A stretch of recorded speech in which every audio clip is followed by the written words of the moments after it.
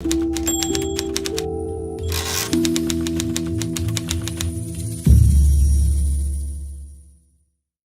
is Meet the Author. I'm your host, Tigner Rand, and Meet the Author is part of Rolling Out's book club series where I talk with authors about their new books, projects, and of course, what inspires them to write. Joining me today is an award-winning writer and author, Sufiya Abdur-Rahman.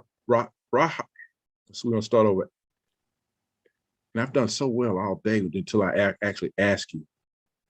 You had it. You were almost there. Abdur-Rahman. Abdur-Rahman.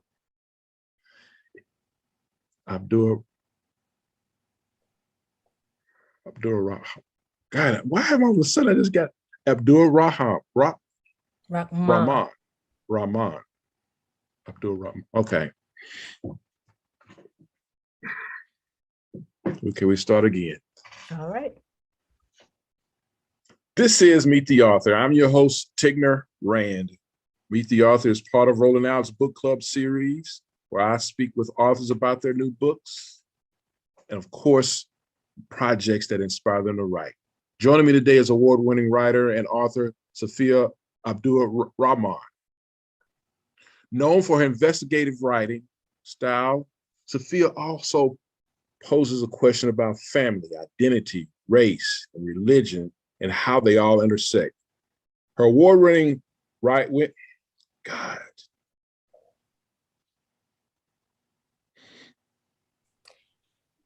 you got me nervous today. Just breathe. It's okay. It's not me. I didn't do anything. Yes, it is. Yes, it is. I've never ever made a mistake, but it's all good. Should I mute my video or something? No, you're good. I got you where I see you, but I can't see you. So it's not even that you're looking at me.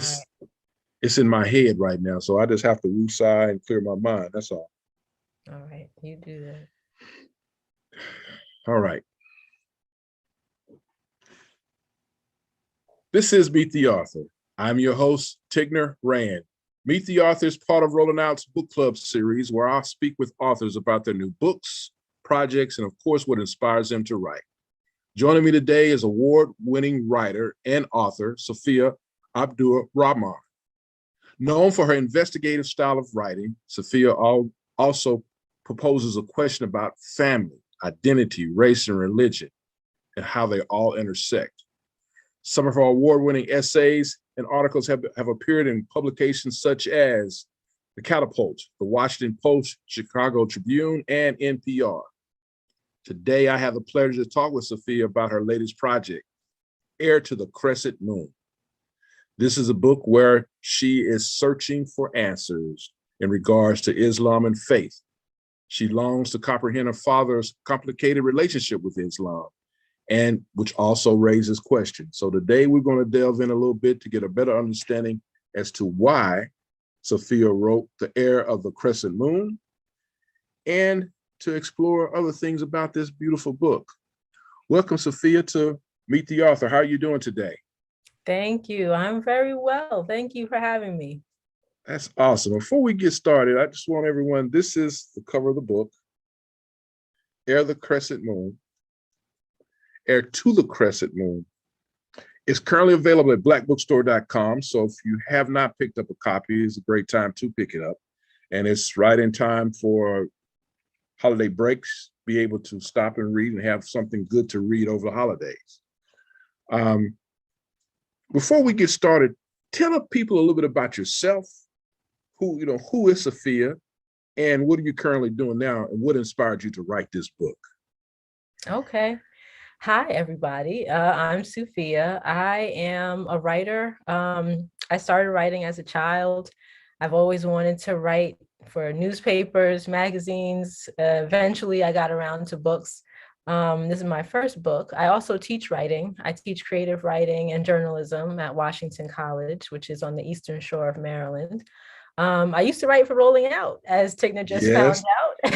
I was just getting ready to mention that. So go ahead, I'll let you finish that.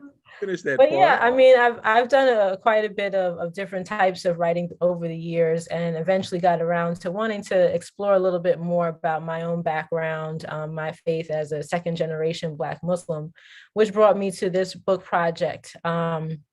It started with just the idea of interviewing people about their experience growing up Muslim. And I intentionally, at first at least, had the intention of writing it as more of a journalistic style book. And it morphed into what is now this memoir that explores my own background and my family's background. And yeah, the search for answers, I think, was part of the impetus for me creating this book. Okay.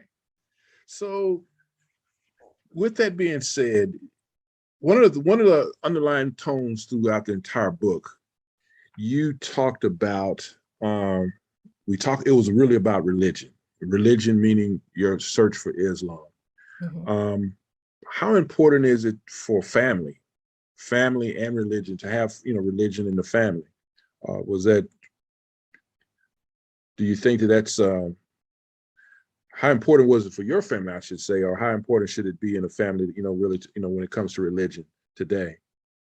Well, I think in my family, knowing God and understanding God was a big part of growing up. Like whatever relationship we had to any particular religion, the foundation for it was having a relationship with God, knowing that He was the creator of the universe, and that we had a purpose on this planet in our own lives, and it was our job to find what that purpose was. So I think that that is something that I'm continuing in my own family, just trying to have myself and my children have a relationship with God and have faith, because it's not a given anymore. I think in our Right. society, particularly in the Black community, it used to be such a big thing, going to church every Sunday or going to the masjid on Fridays. But nowadays, people have moved away from that. Our lives are just so busy and so full with all of these things, and often houses of worship have not been so much a part of it. And that's okay if things evolve, but I do think that having a relationship with God is foundational to just being a full person. Hmm. So you mentioned that. That's a good question. Good point that you made as far as today, how families, it used to be almost a given that families had some form of relationship with God, whatever the religion may have been. But now today we don't see a lot of that. What do you think, besides a few things that you mentioned, are there other things that probably have disconnected people from God? Lack of faith or doubt or Um, I think from the institutions of religion, I think that there have been differences between the generations, and I think that part of that does have to do with some of the leadership in these institutions, where things may have gone awry in some regard, and then people kind of soured on certain houses of worship and then just didn't return. And so those kinds of traditions, the not going becomes a tradition, and then that becomes ingrained in a generation of a family. So I yeah, think there's a lot of factors that may be involved with it, but whether or not a family as a whole goes to a house of worship, each individual, I think, can forge their own relationship with God. So I do think that yeah, that's something that people have to work at, and then try to continue and instill in their family. yeah. Good point. Now, without giving a lot away from the book, because you did allude to both of those things that you mentioned, from especially from the the MIB, how things kind of would awry, you know, which kind of got your father to the point of being disenchanted with the whole movement. But yet at the same time, he also continued his quest, like you mentioned, with his faith, with the faith. Hmm. Absolutely. Yeah, he never soured on the faith. Um, Yeah, he may have become disillusioned with, again, some of the institutionalization of things and how systems worked. But he still, to this day, is a very faithful person and has a very deep relationship with God, and communicates that to people who are curious about it, and will defend Islam up and down, if asked. So Yeah, for sure. It's not changed. I gathered that from the book that your father, once he makes up his mind, that could be a very good debate. Yes, absolutely. He's a great debater. Mhm. Yeah, yeah, I could see that part really. I really saw that you honed in quite a bit on that, especially those times jogging around the lake and you not wanting to jog around the lake, and you knew the three phases of what was going to happen. Yes, absolutely. Oh, those were good Uh, let's talk about your book a little bit, if you don't mind. If you could read an excerpt from the books, I don't care whatever grabs you that you think that would be of interest to kind of tease the audience with a little bit. Oh, okay. Tigna, you're putting me on the spot here. Let's see what I can You don't find. have to be. It don't have to be long. Whatever. Just enough to put us on the grab us and give us a little sample of it. All right. How long would you like? We're free. Let the spirit flow, and how you read, I'm good. All right. I'm going to read a little section from almost the middle. No, actually, it's more like in the beginning, but it's a part after when my father was in college. He decided to leave campus Mm, and start searching for his faith. And he started with the Nation of Islam before he went to Sunni Islam. hmm. So he went to school at Bethune-Cookman College at that time in Daytona Beach, Florida, and then he left to go to Jacksonville. All right, so I say here, when he felt comfortable, my father ventured out to the Nation of Islam temple he'd driven all the way from Daytona Beach to find. It was a Sunday, and the temple was abuzz with activity, hearkening back to his church-going days. But the extent of the similarity stopped there. Unlike at church, a security guard positioned at the temple entrance searched him, along with everyone else coming in, patting him down for weapons and perhaps wires. Once satisfied that he was clean, the guard directed him inside. Dozens of folding chairs neatly arranged in rows greeted him in the worship hall. Women wearing ankle-length skirts and head coverings that flowed to the middle of their backs sat on one side. Men, mostly in dark suits, white shirts, and slender ties, sat on the other. My father joined the men, instantly impressed by how organized and orderly the service appeared. The minister soon took his place at the podium and delivered his sermon. Long on praise of the strengths of Black people and denigration of the injustices committed by whites, the Nation of Islam message lived up to its promise. Satisfied that he was getting what he came for, my father decided he would return to the temple the following Wednesday. On that second night, a security guard searched him at the entrance, just like before, but this time, without even viewing any identification, the man asked, "Are you Robert Nesbitt?" Hesitating, my father faltered a response. "Yeah," he said, his voice quavering. "How do you know who I am?" "Your father was here looking for you." My father's brief puzzlement was followed by a sudden and intense dread. If his father had come all the way down to Jacksonville, Florida, from Teaneck, New Jersey, he knew his adventures as a college dropout and Nation of Islam hopeful were coming to an abrupt end. He went into the service anyway, and sure enough, in the midst of the preaching, my grandfather showed up. My grandfather wasn't a very tall man. He was rather stout and round, with a midsection that ballooned like the hula hoop on clown pants, but he was nothing to laugh at. His lips could curl from beneath his mustache, and his eyes could burn from behind his glasses.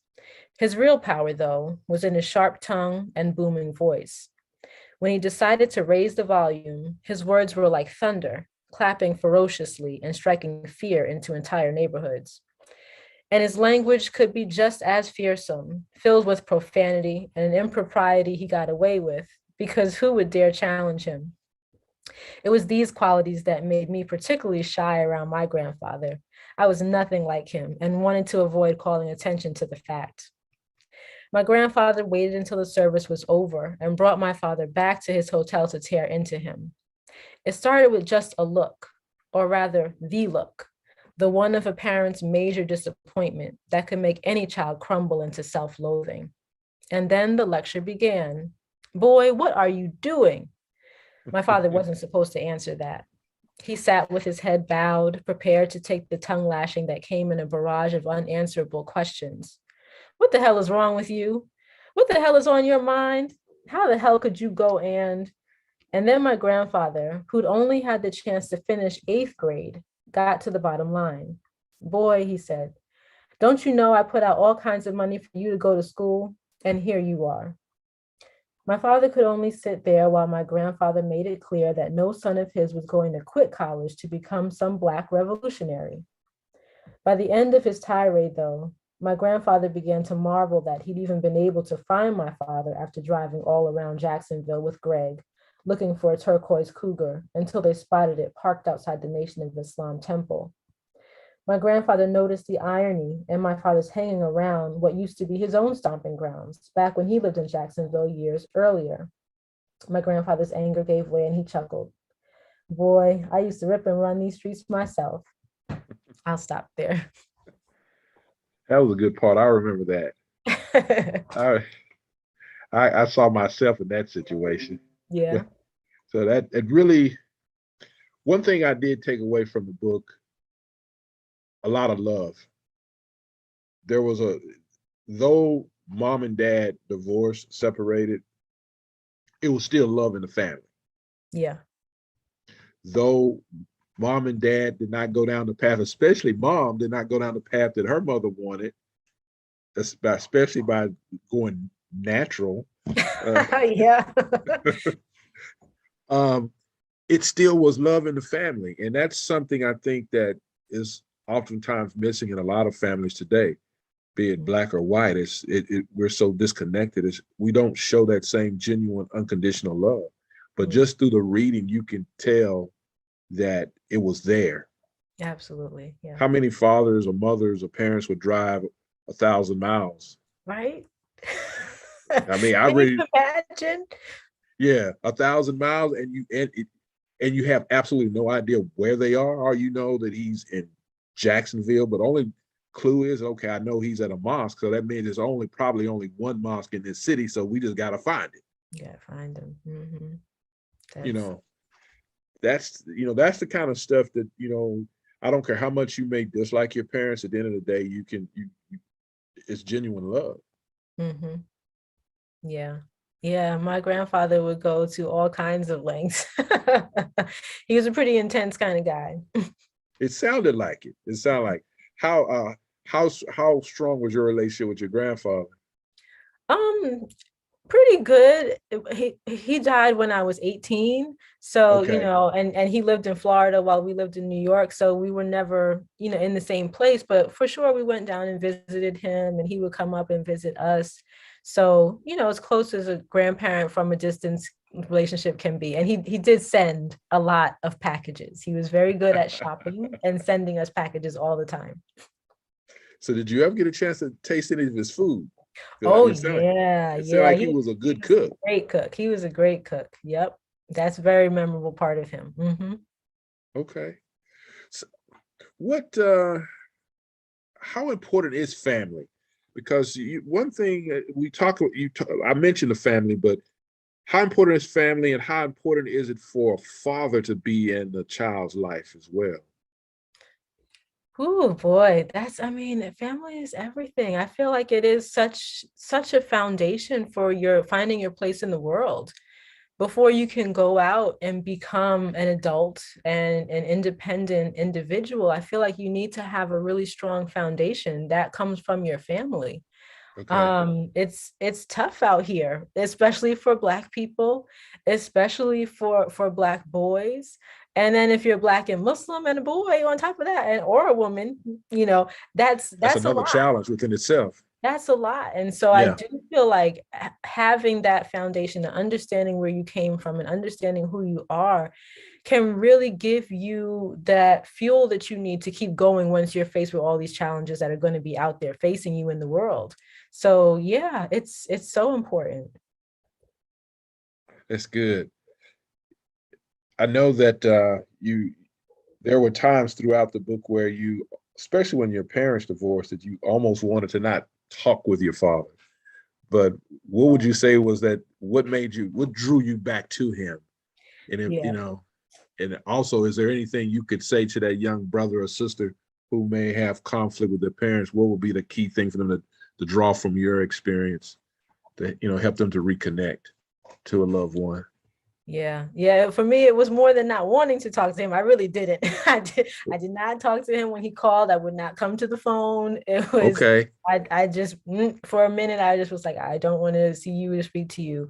But as I think I say in the book, I was the only one who was doing that. I had three Yeah. siblings who were living with me at that time, and the rest of them were speaking to him, and my mother was speaking to him. And so it became a little bit awkward that I was the only one who was not.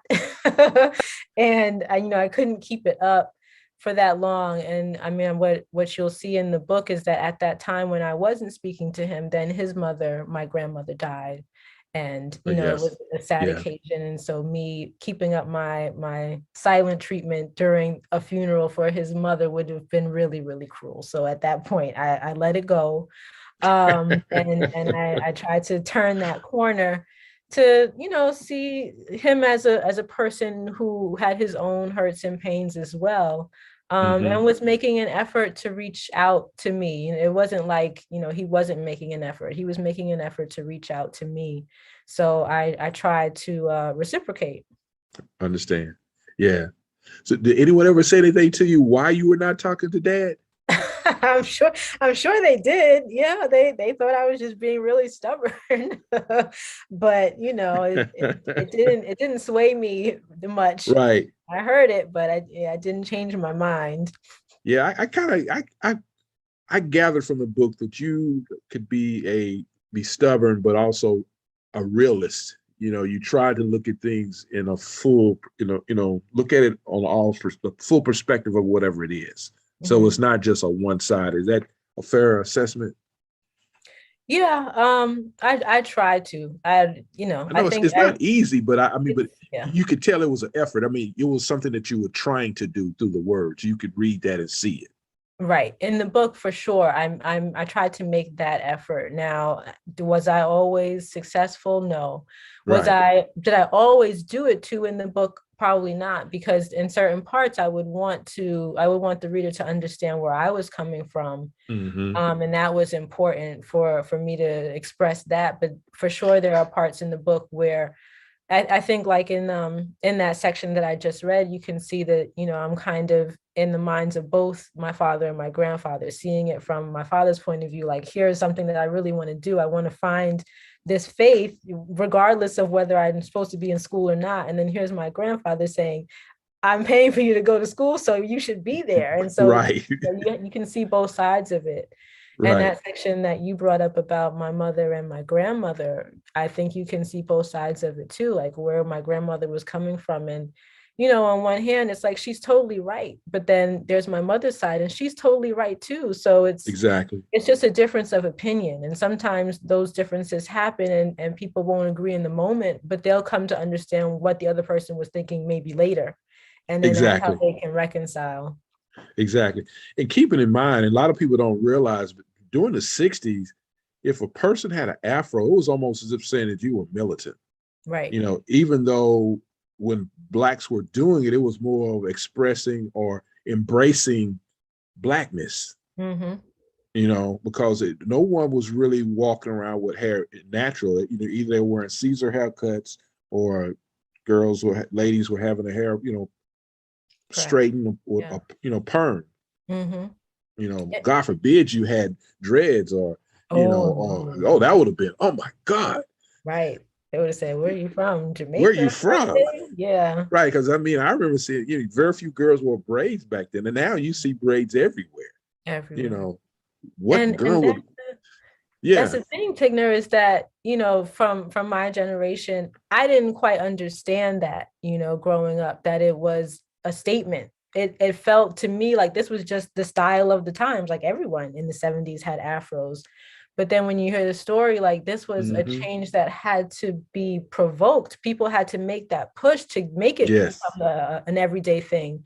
Then Yes. it made more sense. You know, it's like, oh, okay, this was a push that people made, and now it's accepted. And it's not until you make that push that it becomes accepted. So if you don't push, it's not going to be, the norm. Exactly. So And probably the only thing that disturbs me now is that a lot of people who wear hairstyles they don't really understand. They wear it just because it's the style or it's cool or something looks nice. But do you really understand the meaning behind what dreads are or what the afro meant? yeah. You know, either it becomes more of a fashion statement versus what the cause was behind the style. It wasn't just for fashion. It was a purpose and a meaning behind it. Mm-hmm, mm-hmm.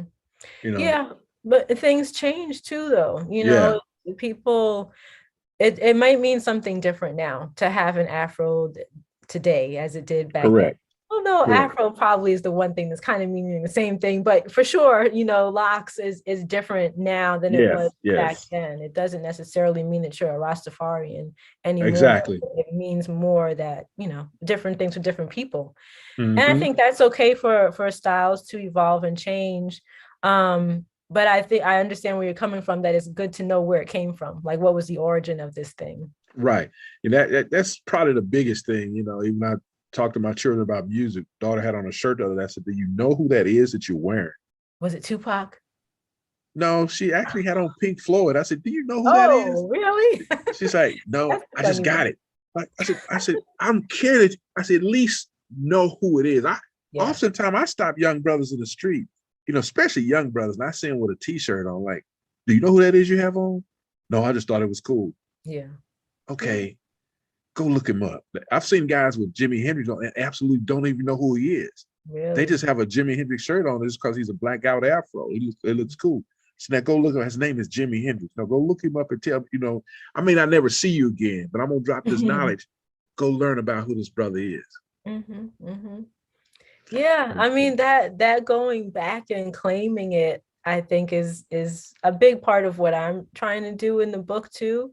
Yep. Because I do feel like there's so many things that we start and then maybe we let go. And it's ours. So it's like, why not go back and claim it? That's Sankofa. We need to hold on to that. That's us. Yes. We own that. Yes. We don't own it or embrace it enough. We end up losing it and allowing others to take over it. Yes. And Jimi Hendrix is a perfect example of that for Yeah, sure. we can, and so that's a whole nother conversation. We could talk about that. Just a whole chain of musicians where things have changed, evolved over the years that we've created, but we've lost hold to it. You know, Mhm. what's the backstory on the title? How did you come up with the title? Heir to the Crescent Moon. As you reach the end of the book, you'll see a little bit more explanation of where that comes from. But back in the 70s, the mosque that my parents were a part of had several businesses in Harlem, and the businesses bore the title of Banu Halal. Like there was a Banu Halal restaurant and a Banu Halal tea room. And the Banu Halal were a tribe back Mm-hmm. in the early centuries, a Bedouin, a Muslim tribe, and they were the Banu Halal or Bani Halal at that time. And it translated to Sons of the Crescent Moon. And I thought that was a really interesting and cool name. And I felt like, okay, that tradition was passed down. It's an oral tradition now that has been passed down for generations amongst people in the Middle East. Right now, it's kind of dying out. It's only existing in Egypt now. But it spoke so much to me about what happened with this movement of Black Muslims that arose with the death of Malcolm X, and how it has evolved and changed and kind of splintered into all of these different things. So I wanted to use that to define kind of what I was trying to do in telling the story about this legacy that for me, came from my father, and that I was trying to grab onto. Cool. It's really a cool title, and it actually caught my attention. I definitely knew about the Crescent Moon and the star. So I knew where we were going when I saw the title, but then it was like, okay, the heir of the Crescent Moon, the heir of what? And heir is basically means that you inherited something. So it, after reading the book, it makes sense, how it all ties, how easy was it for you to pick that title, or did you kind of play around with other possible titles for this book? I really felt like it wasn't a very good title and that someone along the way was going to change it because Yeah. I'm just not a good title person. I was never a good headline writer. I know they used to say, write your own headline for these articles you're turning in. And I would just be like, I don't know, leave it blank. I'll wait for someone else to do it. But for some reason it stuck. People liked it. And so it is the title. I don't know. It just came. It just I came. just try to Okay. pick something from the text and that's what came. And well, you did a great job, because I mean that you made it sound so simple that so many authors tell me they had so many revisions made, or editors came back and chopped it up or changed it. But that's pretty good that you were able to just kind of pull that from your spirit, and then and it stuck. It stuck, yeah. And it stuck, yeah. What do you want people to glean from this book? So many things, but I mean, I really hope that if you pick up the book, and I do hope that you do out there, that you will read it from beginning to end. I don't think that it's the kind of book that you can jump in and jump out of and feel like you No, understand the you whole can't. story. No, you can't. Yeah, so I just hope that you can get to the end and then take from it whatever you want. For me, it was a story of discovery. There was so much that I was trying to discover when I was a young person and felt like I didn't get answers to. And then during this process, there was so much that I did discover and was just really glad that I was able to find out. And so the whole thing was a process of discovery. And I think that is important for people who are coming into their own, just being able to search and find answers. And, if they don't find them, to keep looking. So yeah, I think that's it for what I want you to take from it. Okay. You definitely, this book definitely took you on a journey, and you ultimately end up had the opportunity to interview a lot of people. Did the journey continue? It's probably a little bit different now. The Okay. journey is different now because now the journey is hearing feedback about the book, and Okay. that's an interesting process in and of itself. And it may one day lead to another book of some sort. I don't Something. know what. I don't know what, Right. but yeah, that's a process. I'm sure. How long did what was the timeline from the concept of writing the idea to coming up with the first draft to coming up to where we are now with the final product? What does that timeline kind of look like? Well, I went into graduate school with an idea for a book. It was similar, but it's not this book. And that was in 2009. So maybe I started actually working on this around 2010, and probably off and on continued working on it for the next 10 or so years. But I say off and on because I've always worked full time, and I have kids. I have a couple of boys myself, so there's a lot that and I teach, so there's a lot that goes on in my normal everyday days. And fitting in writing is me trying to fit it in. It's not something that I spend all of my time on. So Right. it probably took me about 10 years to get from beginning to end. And I found out that I won this contest in, let's see, it was a year ago. So it was, around November 2020. So about, 10 years from start to finish. Oh, wow. Okay. So did you join any like writers groups or clubs, or were you just kind of just doing this on your own and then you entered this contest, or? So I got my MFA from Goucher College in Towson, Maryland, where I started working on the book. And Okay. over the years, I did do some writers workshops. I went to Vona Voices workshop, which is a workshop for writers of color, twice. I went in 2013 and 2016. And I had a residency one time. Actually, I didn't really work on the book when I was at the residency, so maybe don't count that one. Um, but yeah, and I definitely had some friends, particularly ones that I met at the Vona Voices workshop, help me out, read over different pieces, chapters that I had and help me with drafts and whatnot. And my husband is also a writer, so sometimes when Okay, cool. he would read what I produce and give me some feedback as well. Oh, that's cool. That's good. Yeah. I know what I wanted to ask you this question. You purchased a ring. Do you still have a ring? This one? Yeah, that's the one. Yeah. Yeah, I still wear it. I haven't grown that much since I was a teenager, so it still fits. Good. Tell a little bit about the story of that ring. It was fascinating how you told the story in the book. So, you really was trying to find that connection, if I'm saying, kind of paraphrasing, between yourself and Islam, and you saw this ring and you got it. Is that kind of best way to?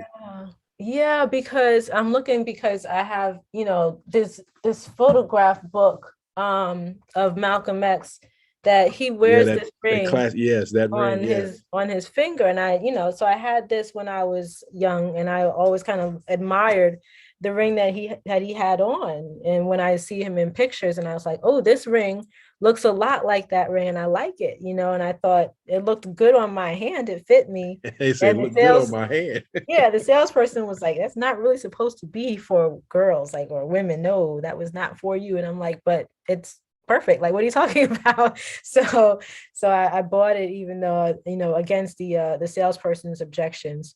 And I've had it ever since, and I wear it every day. That's cool. So tell me, as far as your journey, do you think that you actually were able to connect with? How deep has your faith been in your journey through Islam as a Muslim? Has it grown any?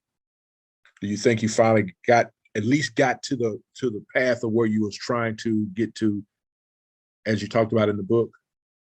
I think I understand more. I think that was my primary goal, was to understand more. As we were talking about, in family and knowing where you came from and everything. And I felt like, without understanding that clearly, I had a disconnect within myself. Like, I was trying to understand my faith, but I felt like I couldn't quite get there without understanding, well, where exactly did this come from in my family?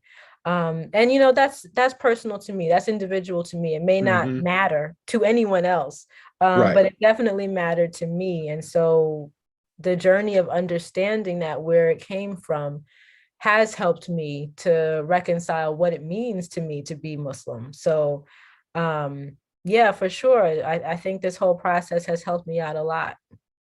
Good. Kind of a twofold question. Throughout the book, you intertwine bits and pieces of prayer in Arabic. And some I understood, a lot I did not understand. Was that intentional? Yeah, when you Muslims pray 5 times a day in Arabic. If you're going to be Muslim, you need to learn the prayers in Arabic. And for sure, Americans are naturally uncomfortable with foreign languages. You think so? I think that we just I'm being sarcastic. I You're know, right. I know. But we don't want to say it. We don't want to hear it. We don't want to see it. We don't want to read it. We're like, what is all of this? So yes, it was intentional for me to put it in there to try to make it just a little bit more comfortable, or a little bit more normalized, that this is a thing that's part of a culture that is American, because Black Muslims have been in this country for centuries.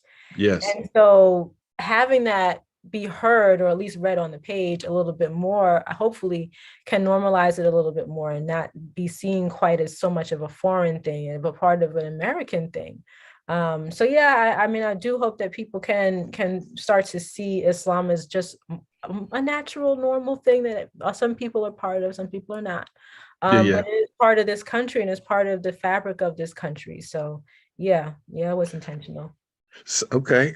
So how proficient have you become in Arabic? I know you sought after your father, teach me, and he began to teach you the prayer, and then you got to Howard and you were going to learn. You actually would sign up for Arabic classes. Yeah. So how far did that go? I learned it when I was in college. I learned everything I was She supposed to said, I learn for learned it when I was in college. for So my that four semesters of Arabic. I took my 4 semesters and I did well in all of them. And today, don't ask me any Arabic. okay, because I was getting ready to ask you. Okay, I overstand. I do understand what you're saying. Yeah. Okay. So, how important is it for Black authors to have Black authors like yourself and to tell your stories in today's world? Oh man, Tigner, that's the thing. I think that we just don't get heard or seen enough. There are so many amazing Black authors out there. Now, I think that we are on the cutting edge of literature all the time. We win all the awards because I think we do this thing very well. But I do think that our stories are underappreciated. Our lives, the stories of our lives are underappreciated. When Yes. people read or have to read or are told about a story by a Black author that it has Black characters in it, they feel like that's a special thing, like, Yeah. oh, is this Black studies? Oh, is this, for Black History Month? Whereas I think it should be every day. It should Every be day. part Yeah. of, part of your normal curriculum, not part of some special course, so, or class in school. People are scared of Yes, race. they are. That's They're why we scared of see. race. That's why we now hear this whole thing about CRT is because Mhm. they are scared that, you don't want to hear the real story. Yeah. Tell the true story. It's one thing to tell your side of the story, but there is also another side, and it's not as glamorous as the side that you're telling. But the way I feel about it is that that's your side too. This side that I'm telling you, it's an American story. It's But you're in not denial of it, specific though. That's all. You're to just in Black. denial. Mm-hmm. Yeah, You they know, they think that it's something that's off to the side, that that doesn't have to be part of the main story, but it is the main story. You can't it, tell it, the main story without this part. exactly. You don't exist without us, regardless of how bad the picture is. Yeah. You wouldn't be where you are if my ancestors was not plowing your field or building this country without us. It's just simple as that. So it'll be a different story altogether. Yes, it would be a different story altogether. That's great. It can't be no other way. How would you describe your writing style? Hmm. I think I'm a very visual writer. And I think I find it interesting and kind of odd because I'm not a very visual learner, or a visual teacher. I'm clearly a word person, but when I write, I do lean on a lot of images. And so I think spend a lot of time describing how things looked, how things, what it sounded like, what it smelled like. And so that the reader can have a picture in their mind of what this whole thing was, as they're reading it, there should be some images that come up. So I think I'm a very visual writer. I probably am also a little long-winded. My sentences probably go I on don't know. long. I don't think so. I think they were just right. To be us being honest, I've read some authors who were long-winded, Yeah. but I think yours were pretty succinct and to the point. I mean, even you were descriptive, which was great. Like turquoise cougar, I saw it. Yeah. It's one thing to say he was driving a cougar. There are a lot of different cougars cars that were out there, but when you say turquoise, it automatically put it in a certain year. Yep. I knew exactly what it was. So that may not be for everyone else, but I'm a visual person. My mind I'm very visual in the mind, so I could see all the things that you painted. Good. So yeah, I don't think you were too wordy. I think Okay. you used just the right amount of words to get the point across, but it was still very visual Great. to know what you were saying. Good. Glad that worked out. Yeah. When it where you are now in your journey, when did you know that God was calling you to, just to really learn more about the Islam faith? That's a great question. That is a really good question. I would have to, I don't know if I could put a certain age on it because I really don't remember how old I was, Mm-hmm. but I know that yes, I do feel like I was called to write about Islam, and I'm not sure exactly how I know that this happened. Mm-hmm. I do remember, thinking it like, yes, this is what Allah wants me to do, and so this is what I need to do. Um, it is hard for me to pinpoint the age or time that it I happened understand. though. That's fine. So, but you know that that was that calling that you had to do it. Mhm. Okay, yeah, that's cool. Do you ha- have you written a lot of work that get really trying to bring the message to the forefront, or is that kind of an ongoing process? Yeah, it's off and on. I do write things that are not about Islam. So Hmm. but I do also write other things that are. So it comes up. Right. I write a lot of pieces that just delve into different aspects of my personal Hmm. experience. So like one thing that I'm working on now, I'm trying to develop a collection of essays that focus on love of Black men. And Mm. so that it takes me in different directions because there's a lot to say on that subject matter, within a family, within society, within the media. There's a lot that you can talk about. Oh Um, yes. and for sure stories about Islam come up in that too, but it's not totally about that. Understand. Understand. How important is it for you for a person to have a personal relationship with God or Allah? Personal relationship, yeah, I think it's important. I think it's I think it's important. I'm not going to dictate for everyone else what they should do, Right. but for myself and for my family, I think, yeah, it's something that I would urge people to find their way, whatever that way is, find their way so that they have that at their core. Right. Understand. One thing I learned that I did not know. Um, I knew of the connection between Christianity and Islam, but I did not know that. Reading the book, you kind of touched on a little bit that Christianity was somewhat of the forefront of Islam, but you didn't go in a lot of detail about that. Mhm. I didn't know that. Mm. Well, I mean, it precedes Islam. Islam Yeah.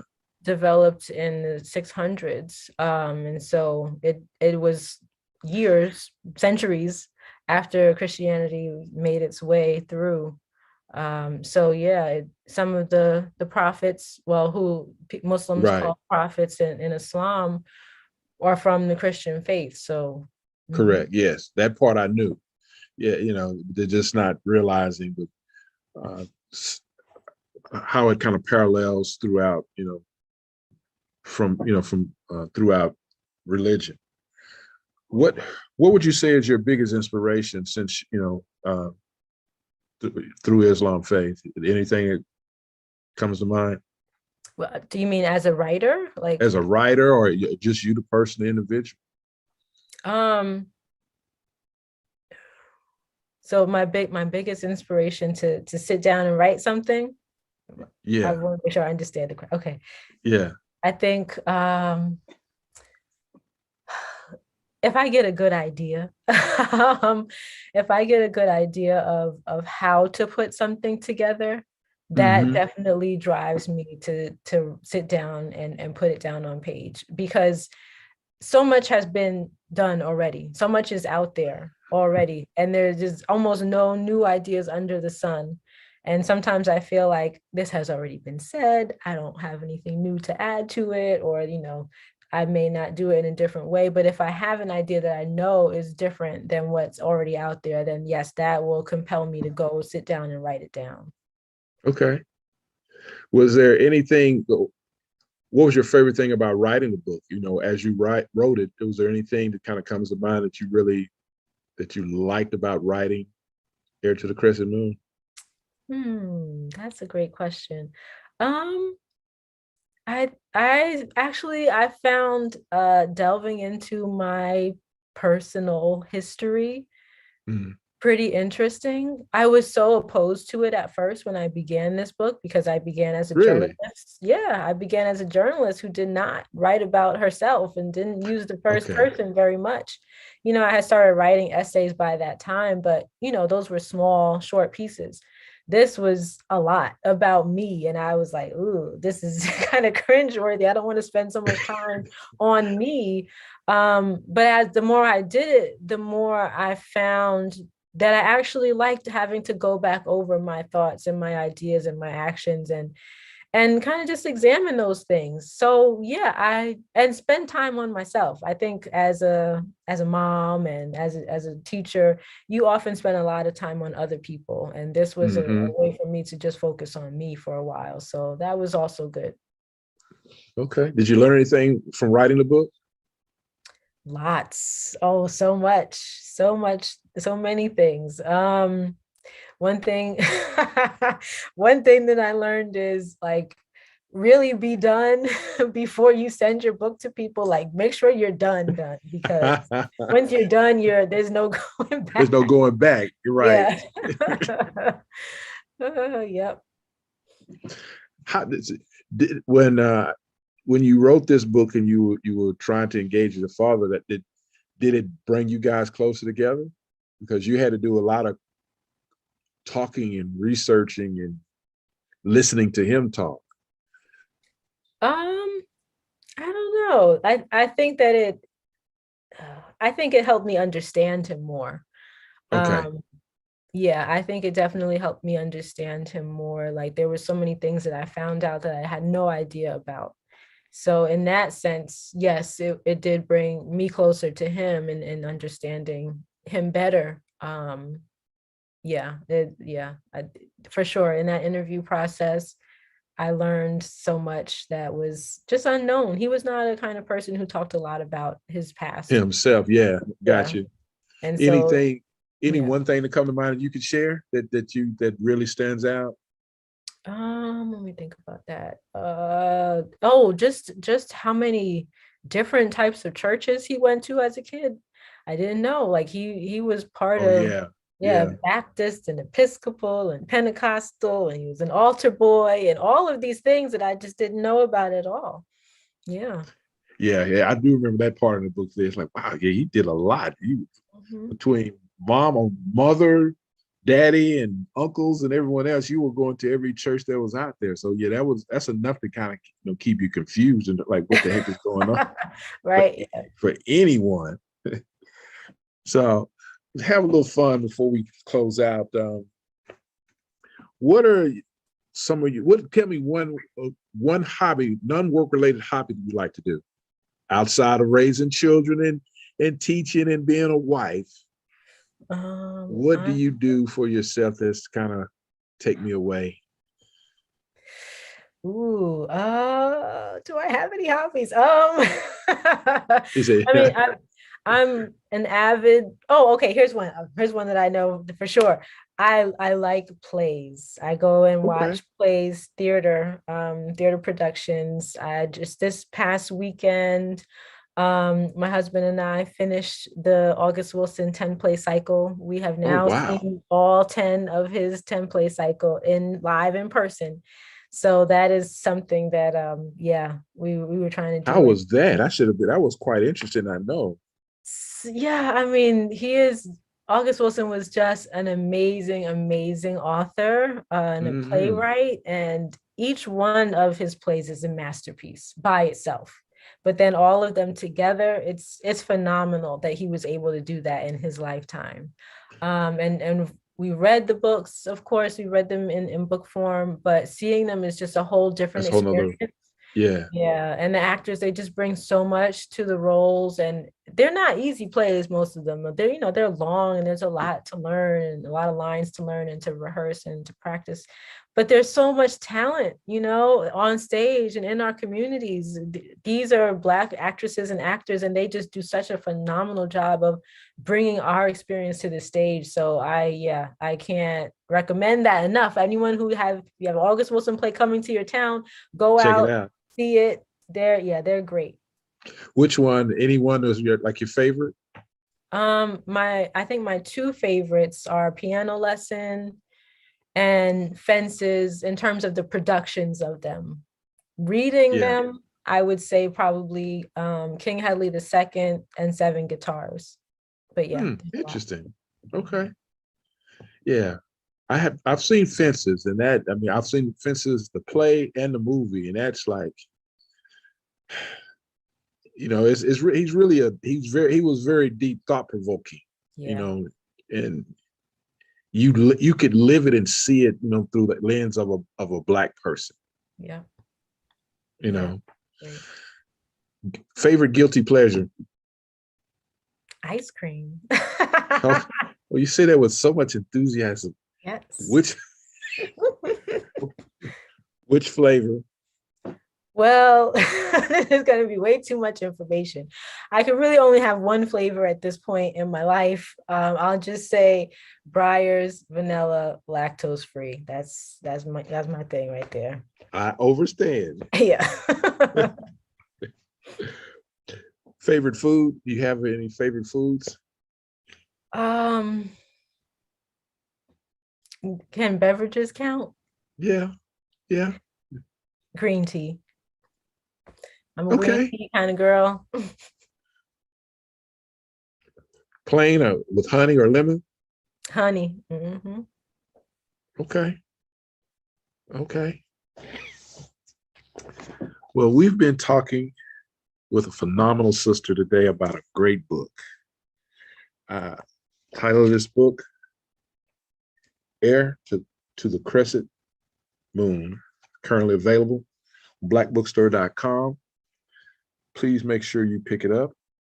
Sufiya, before we adjourn, please share with everyone your social media handles and email addresses and how they can follow you and get in contact with you. Okay. I'm on Twitter. On Twitter, I am Mrs. Abolitionist. So you can find me there. I also have a website. It is www.sufiya.net. So that's spelled SUFIYA. And I have a Facebook account as well. That's just my name, Sufiya Abdur-Rahman. And those are pretty much the best ways to reach me. I haven't delved into Instagram yet, so I'm sorry, I don't have any pictures to show you. I understand. We thank you very much for your time. Thank you for being creative. Continue being creative and allow God to use you to be an inspiration to others with all you do. And I would definitely look forward for more creative work from you in the near future. Thank you so much. This has been a lot of fun. Thanks, Tigner. Yes, you've been tuned in with us today with Rolling Out's Meet the Author. Until next time, make it a great day.